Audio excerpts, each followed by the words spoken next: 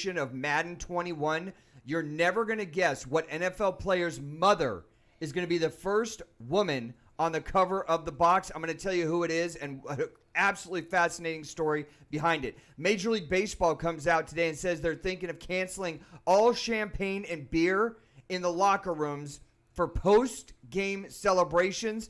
That's a way to kill your fan base, but that's what Major League Baseball does best. How about leave it up to the Russians to ruin a perfectly good sport?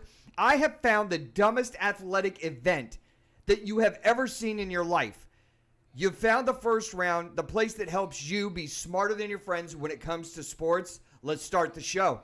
You're tuned in to the hottest sports analysis of the week with your hosts Ron Dolbeck and Chris Roberts. And now, here's the first round. Live here on a Monday night, huge Week 1 NFL weekend. Everything that was going on, Chris and I are going to cover. We're glad that you are joining us here, talking about everything going on in the world of sports. Chris, best thing you saw this weekend? Glad you're here on the set. The best thing I saw this weekend was those two returns by the University of Louisville this weekend against Iowa State. Did you watch College Game Day? Yes, I did. How hard were you laughing when Chris Paul picked the Raging Cajuns over Iowa State? I was like, Chris Paul, you were being a homer for real. Yeah, well, yeah, because he played for New Orleans. I know some of his picks. I was like, the lobotomy was obviously successful. Exactly. Because you don't know, and then the Raging Cajuns come out. You don't just walk into Jack Trice Stadium in Ames, Iowa and get a win. But they did it on Saturday. Yes, they did. And I'm looking at Chris Paul like, what's going on with some of these picks? I mean, he had stories behind the picks, but I was like, okay. Speaking of what's going on with those picks, I got a story behind my pick. You want to hear the good or the bad? Let's go with the bad first. The bad was, what the heck happened to the Colts? I took the Colts on my ironclad 5-star millennial pick of the century, and they end up losing. I gave 8 points. They lost to the Jaguars. Are the Jaguars even a real NFL team? No, I actually, with all the players they're getting rid of, I actually thought Jackson DeVille was going to go out and play wide receiver.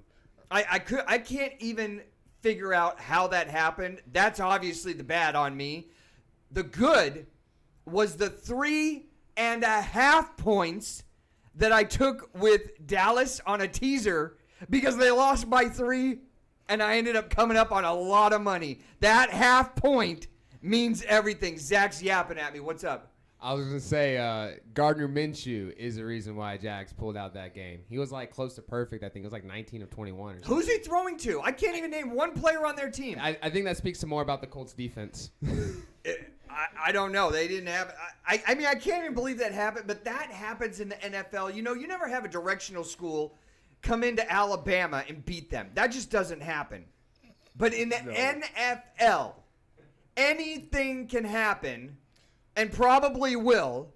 And the Colts, with a really good team that has a chance to make the playoffs, goes on the road and loses in Jacksonville. I can't believe it. Well, they did lose their star running back, too. They're starting running back, too. So, I mean, hey. Who? Mack. He went out yesterday. Oh, Marlon Mack? Marlon Mack went out yesterday. Yeah, but then I'm going to say Jacksonville lost their number one guy, Fournette, who actually did okay for Tampa Bay this weekend. Let's get to all the top stories going on in the world of sports. It's got to happen in one place. Week 1 in the NFL. Most of the games kicked off on Sunday, but we had a little pre-teaser. If you watched our archive show from last Thursday, we were talking about KC, defending Super Bowl champions, getting it done at home. 34-20 against the Houston Texans.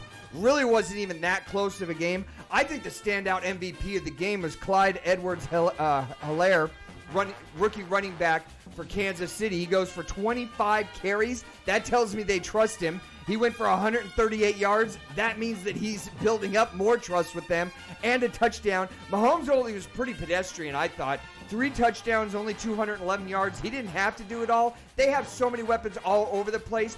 I think that they looked absolutely dominant. Who else looked good in week 1? How about Green Bay? I gave you them on my teaser pick. Not only did they cover on the 7 points they were getting, they take it Minnesota to the woodshed. 43-34. It wasn't even that close. Vikings scored 24 in the fourth quarter. Otherwise, the whole game, they were getting blown out. I thought that Green Bay's defense looked really good. even better than that, I bet a bunch of new friends on Twitter that are all Green Bay fans because I was pumping them up on the Twitter account. Aaron Rodgers went off. 364 yards, 4 touchdowns. I think Green Bay is for real. I had him in that game. I took it on the chin when I lost with the Colts. I'm going to take it when I get the wins. Who else looked good over the weekend? Ravens spanked my Cleveland Kardashians 38-6. Lamar Jackson, 20 for 25, 275 yards, 3 touchdowns. Pretty good game. I think this is more about how dysfunctional Cleveland is still and not as much about how great Baltimore is. I've got Baltimore winning the Super Bowl. They're looking good right now. How about my New England Patriots and their new quarterback, Cam Newton? Runs for 2 touchdowns in his home debut as a Patriot. 21-11, they get a big win at home over the Fish. Former Patriots quarterback Tom Terrific is out there. There's all kinds of hype about how great Tampa Bay is going to be. And we're going to have to leave it there, how good they're going to be, because Sunday they almost didn't show up. Tom throws 2 INTs, 1 for a pick 6. They go down to the Saints, who get a big home win, 34-23. It wasn't even that close. Neither offense looked really great, but the Saints defense looked sharp, and Tom did not look sharp. He actually started looking 43 for the first time. Tampa Bay fans should be concerned. What about the good, the bad? Now we're going to cover the ugly NFL. How about the Eagles lose to a team with no name that had 3 victories last year? And their coach has cancer and they don't have a quarterback. The Eagles lost to the Washington football team somehow. I'm going to have Chris explain that to me. Colts inexplicably losing to the Jags, another one of the NFL uglies. Lions allow 21 fourth quarter points to a Bears offense that couldn't find their way out of a phone booth. The Bears get a big victory on the road. I had them minus the 3, or plus, they were laying 3. They covered for me, 27-23. College football, Big 12, big embarrassment. Iowa State goes down to Louisiana Raging Cajuns at home, 31-14. This was turnovers by Iowa State, great special teams by the Raging Cajuns, and a good running game. That's an embarrassing loss for Mark Campbell. How about Texas Tech squeaking by some team called Houston Baptist, 35-33? That's not a good optic look for the Big 12. K-State loses at home to Arkansas State. Terrible day for the Big 12, and Chris is going to have to try and explain to me. Florida State losing at home to Georgia Tech. Speaking of bad days, Georgia Tech only had 3 victories all last year. I think it's time to pull the plug on the James Blackman at quarterback conjunction. I'm pretty sure Chris is going to agree with me. NBA news, Eastern Conference Finals set to start on Tuesday. Boston taking on Miami. Chris and I will get into that. How about the MVP of the Bucks and of the NBA, Giannis, has deleted half of his Twitter account today, met with the Bucks. I'm pretty sure they're going to offer him a max deal, but why are you going to stay? The Bucks come out and say, hey, we're going to surround you with talent. Why didn't that happen over the offseason? Why are you saying you're going to surround him with talent now? It's a little too little, a little too late. I think he's going to find greener pastures. Chris and I will get into that. Game 7. I mean, I can't even believe I'm saying this. Game 7 between Denver and the Clip Show. Doc Rivers is better pull out the win one for the Gipper speech, because the Clippers need to get motivated, blow a 19-point lead, get outscored in the second half, 64-35 in Game 6 against the Denver Nuggets. Game 7 Tuesday night, do or die to see who faces the Lakers in the Western Conference Finals. We'll get into that. Other NBA news, head coach of the Houston Rockets, Mike D'Antonio, says that he will not be back next season. Bye. There's the door. He's never won anywhere. If I'm a Houston Rockets fan, I'm out looking at Jeff Van Gundy. I'm looking at Mark Jackson. Chris and I will talk about who would be a good fit to take over his position there. I actually think it's time to blow up that whole roster and start all over. The only guy you leave is James Harden. MLB news, in case you missed it, over the weekend, Phillies and Marlins set to wrap up their 7-game weekend series tonight. First game went to Philadelphia, just to get you caught up. Then they lost. Then they won. Then they lost. They won the next 2, and they're going to wrap up the game tonight against the Marlins 7-game series. No champagne in the locker room, no beer in the locker room. MLB is really focused on pulling in the millennials, aren't they? I mean, there's nothing that says awesome weekend like a 7-game series and no alcohol. That's what's going on in the world of sports, Chris. I'm still befuddled by this whole no alcohol thing. I mean, what's going on in baseball? I mean, are we going back to the prohibition times? I mean, what's really going on? Don't ask me and hold me accountable for decisions made by men who don't know what year it is. I mean, seriously, are we really going back to prohibition? I mean, who takes away alcohol from any professional sports team? Guys that are trying to absolutely kill their market share. I mean, it's not bad enough that you have a 7-game weekend series. The next thing you want to announce is we're not going to have any alcohol. I mean, what is baseball? Beer, hot dogs, and sitting at the park. That's what it is. You're taking out 33% of the enjoyment. And then what you're doing is you're shoving 7-game series. Who wants a 7-game weekend series? I don't want a 7-game weekend series. I mean, how do you play a 7-game weekend series? I can't even discuss it anymore, Zach. Speaking of alcohol, what you got in that cup there? Tonight I've mellowed out. I've gone healthy tonight. It's beet juice, which is actually really good for your blood. Carrot juice, turmeric, apple cider, and orange juice. It tastes pretty good. Okay. Yeah. I'm trying to get healthy. I want to be at my apex mental place for all my picks this week. I didn't do bad last week, but my 5-star millennial pick of the century, the Colts, I'm never picking them again. That's how bad that one feels. Speaking of picks, let's go to the NFL and start right off. If I said to you, who is Felicia Boykin? Anybody? Felicia Boykin? Well, she's the mother of Baltimore wide receiver Miles Boykin. Okay. And when he was young, he had an Xbox account. Now, I don't have Xbox. Do you guys have Xbox? Yes, I do. So you got to pay a subscription on it? Yes. Yeah, there's Xbox Live. You guys. Xbox Live, yes. When he was 6, his mom started paying on the account and kept paying until last year after he received an NFL contract. Are you serious? And he finally, somebody on Twitter made him aware of this situation. Like he had forgotten that his mom is paying on this account. So what he did was he went to EA Sports and Madden and said, and to Xbox and said, hey, I want to get my mom on the cover of Madden 21. And they made an MVP edition, put her on the cover of it, which you can see right here. Yep. Right here. That's the cover, and that's his mom. So I think that's pretty cool. First woman ever to be on a Madden cover, obviously. But I think it's a really cool way to do it, and it's also a weird story. She's been paying his membership since he was 6. He totally forgot. I'm saying mom is the real MVP in this situation here. I'm seriously. Like, my mom has never paid for my Xbox Live account ever. So the fact that she's been paying on it since he was 6 and he's making millions of dollars. Yeah. Yeah, mom, you're the real MVP. After he got his rookie deal and after he got his, forward money when he signed with his agent, he still didn't pick up the tab, which he probably forgot about. Pretty much. And she just kept paying it. So that's a great way, I think, to pay it back. She was paying it forward, definitely. Right. But I thought that was a really cool story.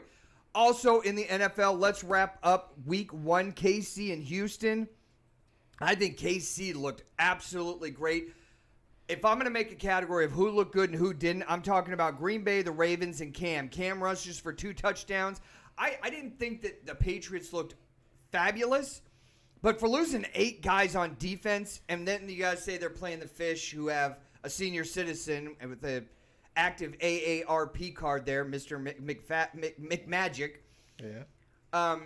Look, it was a pedestrian win, 21-11. They were playing at home. There's almost no home field advantage in the NFL.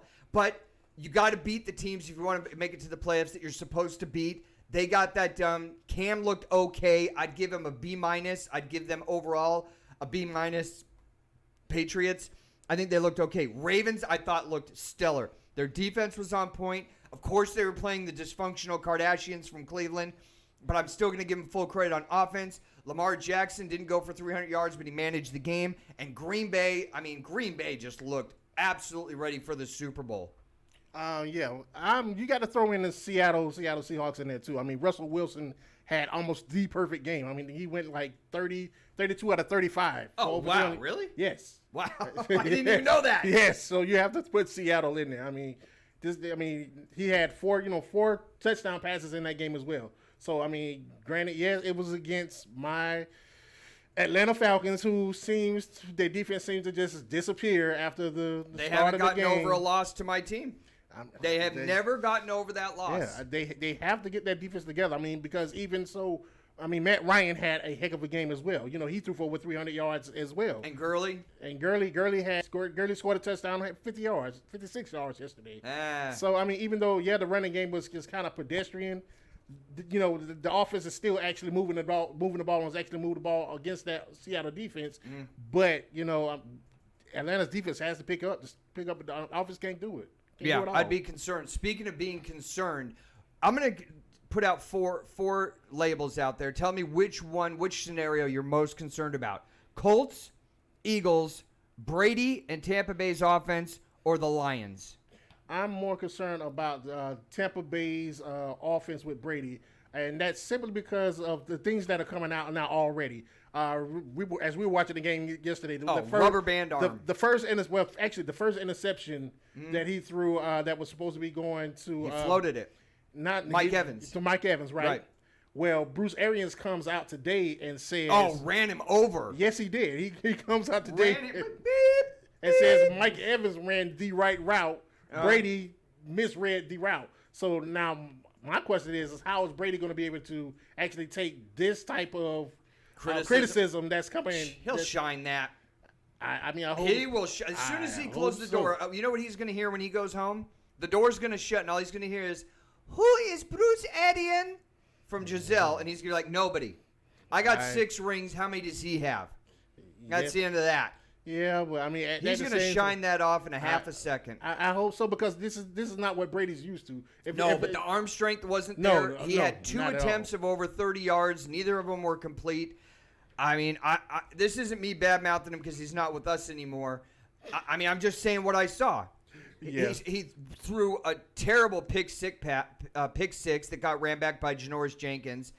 Didn't look sharp. And when you're getting older, you got to rely on reading the defense more than your arm strength. The arm strength's going to go. The mind's not going to go for another 20 years. Right. Neither of them were there yesterday. I'm really concerned. The Lions, I'm not too concerned about them because I'm not expecting anything out of them. I do expect a Matt Patricia, again, a defensive coordinator who's trying to make it at head coach. You give up 21 points in the fourth quarter at home in a divisional game. It's the season opener. It's the home opener. You gotta make that win happen. They don't make it happen. They gave up 21 points in the fourth quarter. That's terrible. The Colts, I think they'll bounce back. The Eagles, I don't know, man. I'm starting to get concerned with Carson Wentz.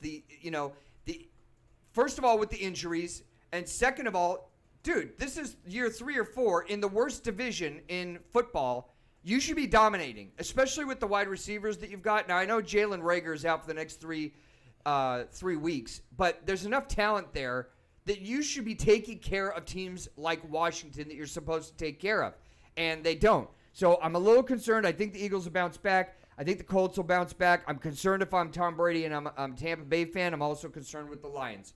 What'd you want to say? Yeah, I was just gonna say for the Bucks that big concerns. Gronkowski didn't look fast, and the interception too. One of them that he threw was like an out route, like across his body, and like Brady doesn't have the arm strength to make those type of throws that all the way across to the other. Yeah, half. Gronk had 2 receptions. And another thing too, Eagles. That's another one that's the top of my list of my words as well because you had a lead against Washington. Yeah, can't make that happen. And you blew it. Like it was all him too. You got to beat the teams that you're supposed to beat in the NFL, especially in that division. The Giants and the Redskins, or the team from Washington, have to be like 2 free spots on the bingo board. They have to be. You can't give them a win. I mean, you can't. It's 2 teams that are supposed to be good in Dallas and Philly, and then it falls way off. Well, I mean, they're supposed to be, 2 wins on the bingo board as you stated earlier. But really what it boils down to is the Eagles have to also get a running game as well. Without a running game to help supplement Carson Wentz passing the ball, as you see, he can't stay healthy a full season as it is, even though he does have weapons. Without having a consistent running game, that's going to be an issue for the Eagles when it comes down to trying to keep those hold on to the lead when it comes down to close ball games. I think Dallas wins that division. We talked about it a couple weeks ago when we broke down all the divisions in the NFC. Let's move on to college football. How about Kansas and Les Miles? How much trouble are you in if you're Les Miles? You lose at home to Coastal Carolina, 38-23. How the heck does that happen? Coastal Carolina, directional school in a home opener? Checkmate. They beat them last year. So Really? yeah, so this is 2 years in a row. So yeah, I mean, they beat them last year, so they come back and they beat them again this year. So what's new? That's bad optics. Speaking of bad optics, Big 12. Yes. Terrible weekend. The only thing you can hang your hat on is the fact that Texas Tech won a game by 2 points against somebody called Houston Baptist. And when that's the highlight of your conference, I don't want to hear about Oklahoma rolling it up on Missouri State, some directional school. I don't want to hear about that. Iowa State losing at home can't happen. Big props up to Louisiana and the Raging Cajuns. K-State, did you watch any of that game? Yeah, I actually saw that game. They had whole sections full of people, first of all. Yes. It looked like Doak Campbell Mini. Yes. And I don't know what happened to the social distancing, but it wasn't going on in the student section. And then you end up losing to Arkansas State, who's not turning out to be too bad of a team 2 weeks into it. And actually, this isn't even week one. This week is week one to me. This last week that we just saw is like week 0.5 in college football for me. Right. Yeah. Right. So I mean, because you didn't really have any matchups that you were really keen about because you knew Clemson was going to beat up on Wake Forest. Of course. I mean, and we've got some better games coming up this weekend. I'll get to those in a second. Wrapping it up on college football, the worst things that we saw. Let's get into Florida State, your alma mater. I don't know if I want to start with the fact that they lose at home to a team that only won 3 games last year. I don't know if I want to start with the quarterback that beat them was recruited by them, but then their new head coach, Mike Norvell, says he's not good enough, and then he comes into Doak Campbell and beats Florida State 16-13. I don't know if I want to start with the fact that the James Blackman project at the experiment, I'll call it, at quarterback needs to be over, and I think that they've got to move on to Jordan Travis. He cannot throw. I don't trust him. He's immature. He's thin.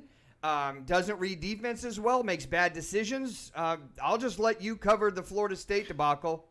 As you stated, it was a debacle. I'm sitting there looking at this game. I'm getting upset by the minute, especially when he puts in Jordan Travis. Travis injects some life into the game because now he's making the defense actually have to play honest. Then, on top of that, he puts him back in the game, and here it is. I'm like, okay, where is the bottle? Because I'm now ready to take a drink because we put this guy back into the game, and he can't throw a ball to anyone. What? No, I'm just here. That's okay. Yeah, they can read it. But yeah, so I mean, I'm like you. I'm through with the James Blackman experience. I'm ready for Jordan Travis to come in, or even Tate Rodemaker to come in, or you know what? Or your grandma? No, or anybody? Or I'm just wishing for a speedy recovery for Chubba Purdy. I mean, so hopefully one of those quarterbacks could come in and actually make a difference. I think James Blackman's time is up, and it's time for him to hold a clipboard for the rest of the season. Here's your clipboard. Yep. There you go. Yep. You get. Oh, taking it like a good sport, man. That's weekly Corso. Not so fast. Now, Chris, do you think Mike Norvell has some blame in this too, or do you put it all on Blackman? I put it on. I put it on the coach as well because when I'm looking at the it's game, got to be 80-20 Blackman. Well, no, it actually goes back to the coach because they actually went away from doing what Blackman was doing good in the beginning of the game, which was quick passes that were, one, he two, can't three, throw it drop deep. back. I don't trust him. Well, I don't trust his decision making. No. And how many times does he make a mistake and start pounding the ground? Well, I take that back. Now, Blackman had like 3 or 4 drops. There was an actual pass that he threw to Tamarian Terry. Had he caught, that would have been a touchdown. Yeah, and if I had two wheels and a chain, I'd be a bike. There was also another couple passes by another receiver. Had he caught, that would have been a touchdown as well. So he did have some drops in that game that was on the wide receivers. That's something that, you have to look at Ryan Dugas with those guys running those routes and catching those balls. But, all in all, Blackman, the fumble at the end of the game, it's 4th and 8, and you think you're going to be able to pick that up. I mean, no, you have to just bad decision making all the way around. Yeah. But it falls back on, some of that does fall back on Norvell. I'll give him 20% to Norvell, 80% on James Blackman. He has never done anything. He has never broken out of the shell. I don't see him elevating, getting better. Well, he did. You lost at home to Georgia Tech. Florida on as a true freshman. Now he has had some good games, but I mean for the majority of the time that he's been a starter since the whole DeAndre Francois debacle, he hasn't played well at all. No, he hasn't, and this is way too much time, too much water in the boat. I'm cutting bait with this guy. I'm going with Jordan Travis. Next up for you guys in 2 weeks is Miami. It doesn't get any easier, even though Miami's not even that good. I still think that's going to be a tough game for you guys. Now, we're not getting into Willie Taggart hitting the eject button, but 1-10 watching that game and seeing how you guys played on defense, couldn't move the ball on offense at all. When the best part of your game is the fact that you blocked 3 potential kicks, there's something going wrong. 10, like the season's over. 1, you're not really too concerned at this point at all. You're still going to win the national championship. Where are you at? Right now, I'm sitting at a 4 simply because I want to give Norvell a chance to actually right the ship. I think he needs to go with Jordan Travis because that has to happen. He's a dual threat guy and he makes the defense have to play honest. Yep. He also has a decent arm, so with that, he will have to water down the playbook. So I'm going to give it a 5.5 or a 6 on the concernometer for me if I'm a Florida State guy, which I'm not. James Blackman cannot take another snap at his time at Florida State. I sit him down in my office and I say, look, son, you've got medical care, you get free meals, you got tutoring help if you want it, but you're going to be holding a clipboard. We appreciate your service. Cannot take another snap under center at Florida State. If 4 other quarterbacks go down, I'm putting a linebacker in there or a punter. There's no way if I'm Mike Norvell, I let him take another snap there. It's too much incompetence, too much immaturity, too much bad decision-making, and it's time to move on, and we got to find somebody who's a good leader. Go ahead. But to his defense, he was recruited to run a pro-style offense, and neither one of those offenses are pro-style offenses. He was recruited to win, and that's not happening. But he was recruited under Jimbo to run that pro-style offense. That's not my problem. You decided to stay. You could have transferred, and that he could have. But this is a James Blackman problem, not an FSU problem. Looking ahead to big games this weekend, there's not too many big games. I am looking forward to seeing Chuba Hubbard running back at Oklahoma State. I think he's electric. I'm looking forward to that game against Tulsa. Before the season, or last year, if I said to you, week 2, big game I'm looking forward to, Appalachian State goes on the road to Marshall. Never would have heard that happen. I would have, especially after Marshall demolished that. I mean, that first game this year. I mean, they went like 55-0. That very first game. So I think it's going to be a great offensive matchup. And Appalachian State, really didn't look that great at home against Charlotte, but I think that they'll get tuned up, and I think that's going to be a marquee game out of what is actually out there. College game day will be in Louisville. Miami comes to town, getting a 1.5. Louisville is favored in that game. That's a game I'm going to definitely be checking out. And how about Charlotte going on the road to North Carolina? North Carolina didn't look absolutely lights out this weekend at home against Syracuse. And Charlotte actually, I thought, looked pretty good. It's a matchup that, it's not going to get me out of bed early in the morning, but if I'm clicking around, I'm going to check it out a little bit. Yeah, I mean, I'll check it out. I think North Carolina will have a comeback this week. I think it was just they actually played down to competition. for the first 3 quarters, and then they finally turned realized that hey, this is Syracuse we playing. We should go ahead and blow them out. Yeah. So it happened. I mean, I'm looking for Sam Howell to come back and have a huge game this week against Charlotte, and I'm looking for Carolina to actually probably blow this team out this week. Rankings came out today. Oklahoma is at number 3, Georgia at 4, Florida at 5. How do they have Oklahoma with basically a rookie, sophomore, Spencer Rattler at quarterback? Oklahoma is better than Georgia? I don't think so. Oklahoma is better than Florida? I don't think so. How do they justify these rankings? Notre Dame comes out, they're ranked number 7th. So what they're telling me is Notre Dame, who had a subpar performance at home against Duke, who almost has nothing except for a quarterback who's a prospect at this point. They're saying that the rankings are saying that Notre Dame at 7 is better than North Carolina, Texas A&M, Auburn, Texas, and Oklahoma State. Well, This isn't even Notre Dame bashing. They're not better than all those teams. Are you kidding me? But Ron, most of those teams haven't played a game yet.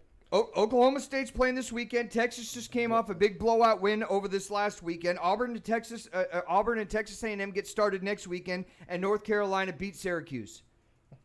Yeah, You're telling me if North Carolina and Notre Dame play 5 times on a neutral field, Notre Dame's going to win at least 3 of those? It's Ron. Texas A&M, Auburn. Those teams are really, really kind of close together when you look at them.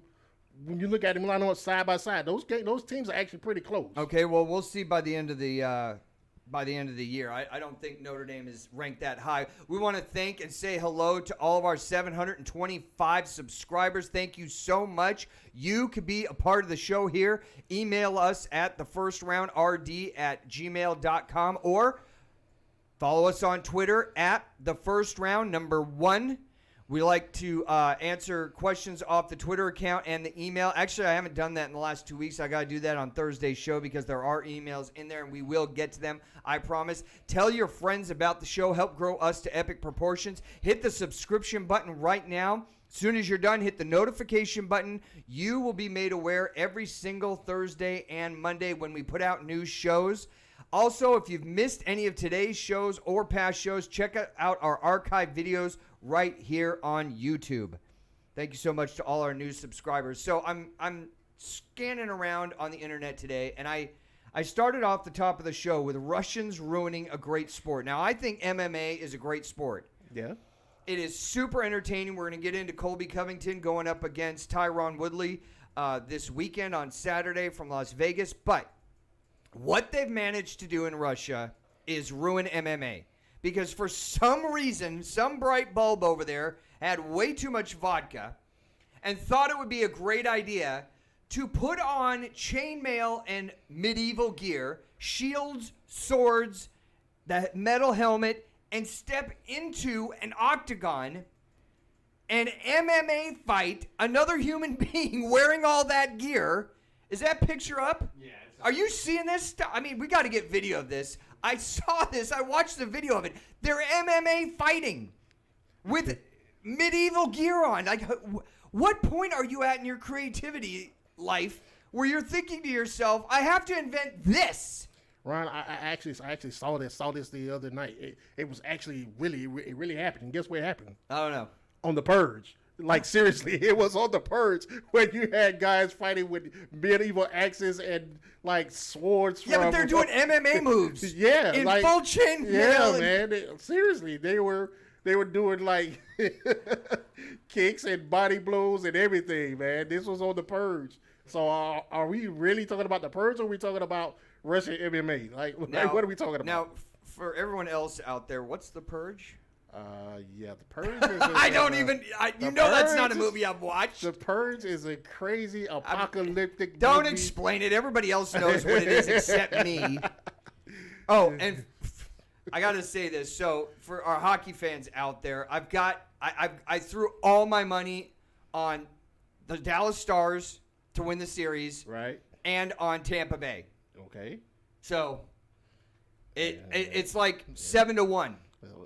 I got like 700 out there to win 100. Okay, I'm not going to say anything about it because I'm not going to jinx you. So no bad voodoo. We only want positive vibes, especially from you back there, Zach. I want the positive vibe, and you're going to give me the positive vibe because you're nothing but positive vibes on this. Exactly. End. You're a Lightning fan, so you should be more in my corner than anyone. Yes, Ron, I want you to win. Exactly. Positive vibe. Moving on to NBA news. Eastern Conference Finals, my Boston Celtics have advanced. Yeah. I won a hat. I had a bet with my dad on that one. I'm going to collect. I got to figure out what hat I want. They're going to take on the hot Miami Heat, who I think is the trendy pick right now. Right. But when you go on ESPN, not that I care or watch any of this stuff, most of the analysts are picking Boston. And I think top to bottom, Boston's a better team. I think Brad Stevens is a better coach than Eric Spoelstra. But I think Eric Spoelstra's done a great job this year. One of the standouts, I think, for Miami is Tyler Hero. I mean, the kid's only 20 years old. You know what I was doing when I was 20? I was like trying to scrape $2 together to take somebody out on a date. I mean, it was like, this kid's playing NBA, putting up great numbers at an NBA level.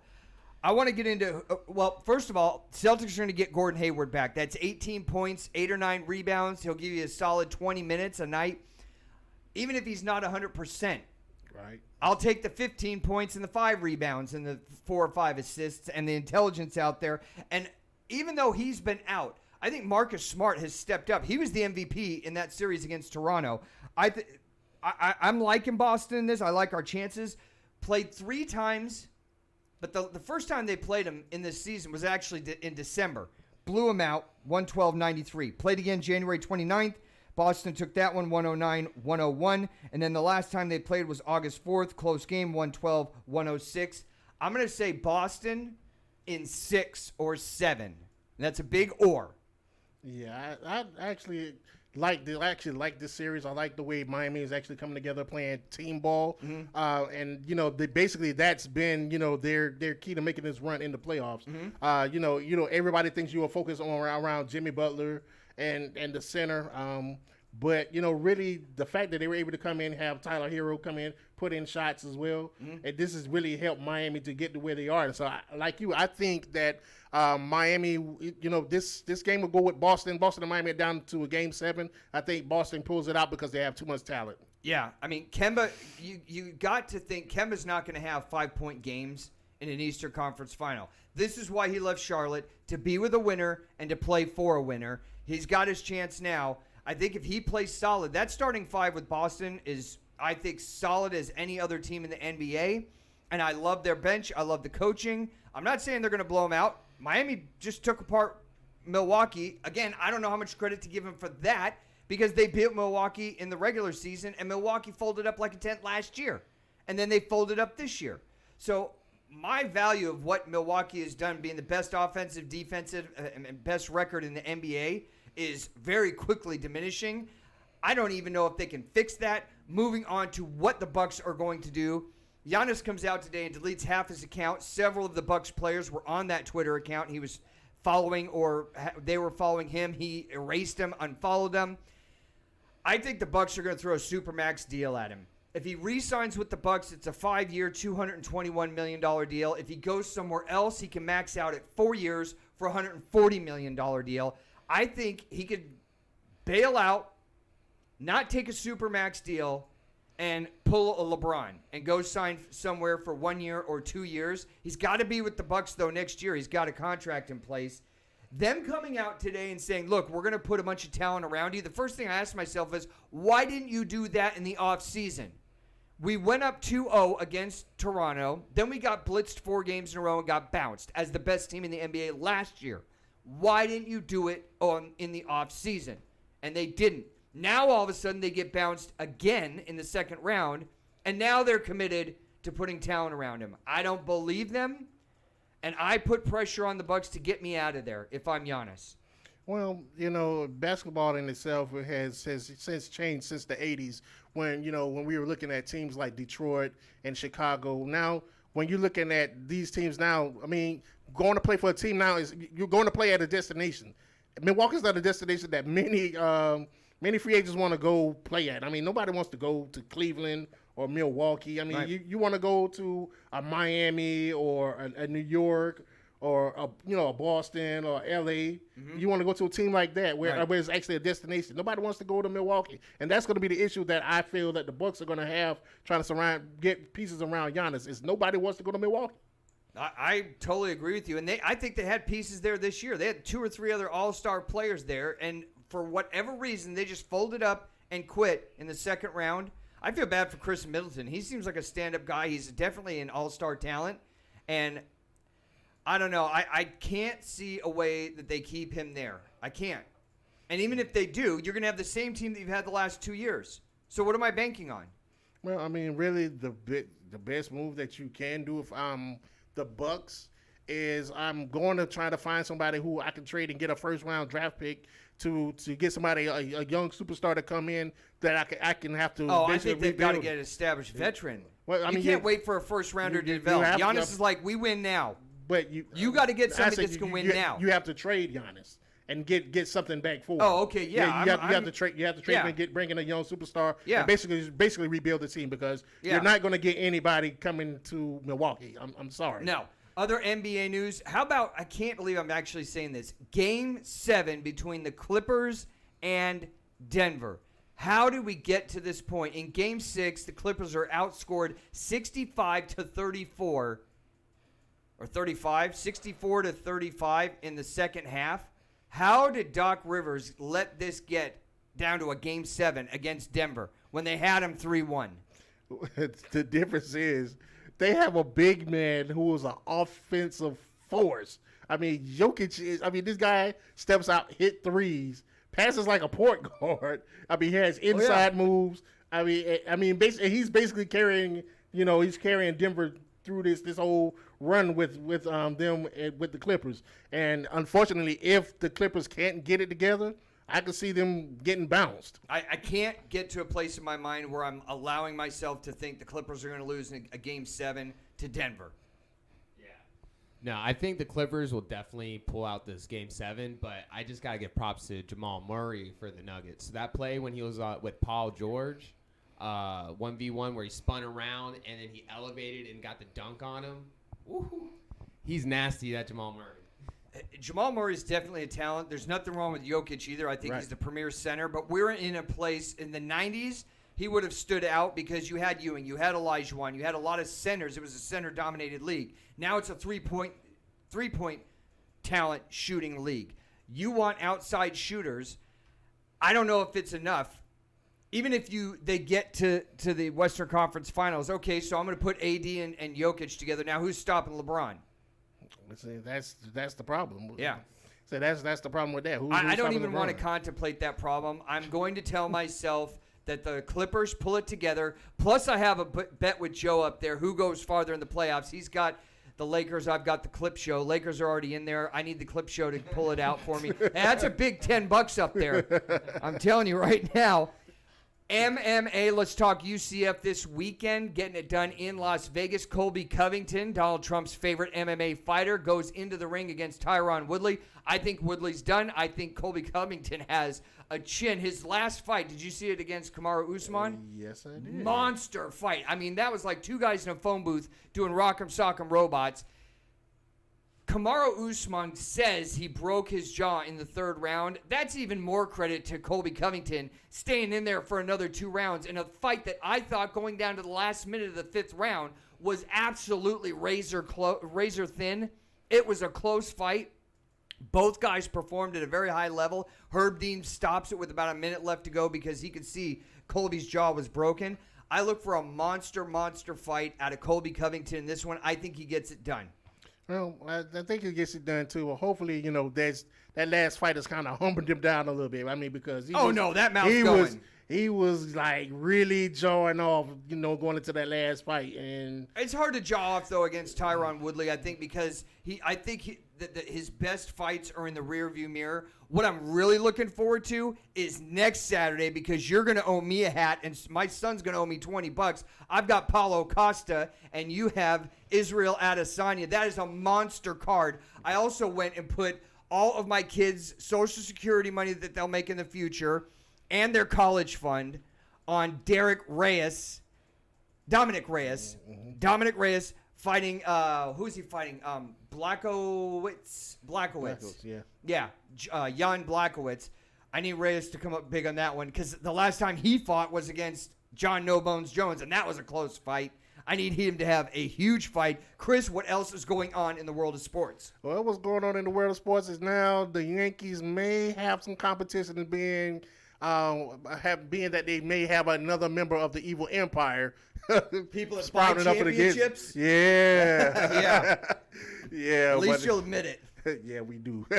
But no, the New York Mets today was sold to Steve Cohen for $2.45 billion. The Mets? The Mets. The Mets aren't worth $2 billion. $2.45 billion. Their pitching staff's worth about $20. They got one good pitcher. You know, and that's the most amount of money paid for a franchise in the history of sports in general in the United States. So I mean, good. You know, I guess that's a good investment, buddy. But better open up. I mean, you bought the team. Now you got to get some talent. Yeah, it's a great investment, and you know he's expected to inject some more revenue into there so they can actually go out and get some players. Well, I know the one Mets place back to prominence. he's going to be injecting is into Bobby Bonilla's account next year. Pretty much. Day. Yeah, because he's still on the tap. That music can mean only one thing. It's time to thank our support staff. The man on the board, Zach, doing it for us. Great job. Thank you so much, Zach. My man to my left, my co-host, Chris Roberts. For all of us here at the first round, El Presidente Chet 40, we want to thank you so much for joining us here. Tell your friends about the first round. Help grow us to epic proportions. Hit the thumbs up, hit the subscribe button if you haven't already, and hit the notification button every Monday and Thursday, just like today. We will be putting out new shows. We will be right back here Thursday talking about everything going on in the world of sports. Until then, take care, everybody.